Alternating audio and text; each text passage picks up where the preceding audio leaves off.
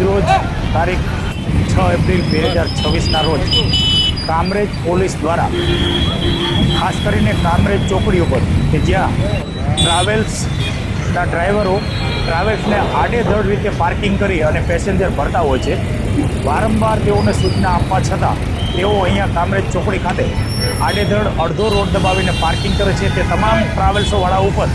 BNS કલમ 285 મુજબ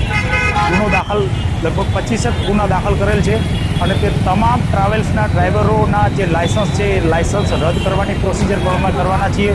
સાથે સાથે કામરેજ ચોકડી ઉપર જે રિક્ષા ઓટો રિક્ષાઓ જે પેસેન્જર માટે એ લોકો પણ આડેધડ રીતે અહીંયા પાર્કિંગ કરે છે, તે તમામ રિક્ષા લગભગ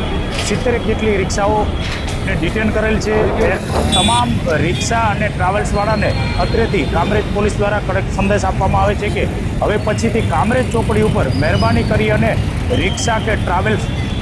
આડેધડ રીતે પાર્કિંગ કરી અને પેસેન્જર નહીં ભરતા, કેમ કે આ નો પાર્કિંગ ઝોન છે અને નો પાર્કિંગ ઝોનમાં જો કોઈ પણ ટ્રાવેલ્સ કે